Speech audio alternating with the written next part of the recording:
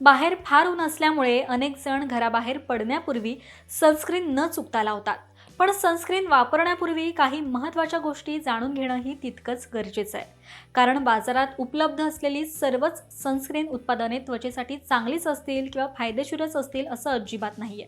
त्यामुळे सनस्क्रीन त्वचेवर लावण्यापूर्वी कोणत्या गोष्टींची तुम्ही काळजी घेतली पाहिजे, चला जाणून घेऊयात.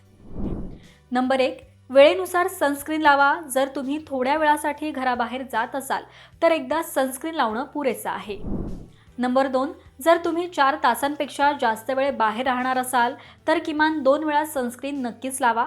यामुळे तुमच्या त्वचेला दुहेरी संरक्षण मिळेल आणि तुमच्या त्वचेवर सूर्यप्रकाशाचा कोणताही परिणाम होणार नाही.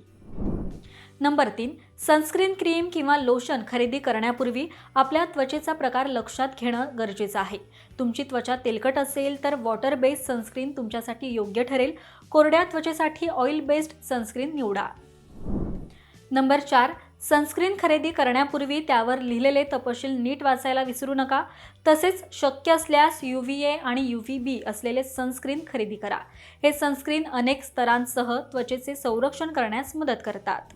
नंबर 5, उच्च SPF असलेले सनस्क्रीन वापरा. सनस्क्रीनमध्ये SPF जितकं जास्त असेल तितकं सनस्क्रीन त्वचेला अधिक संरक्षण देऊ शकेल.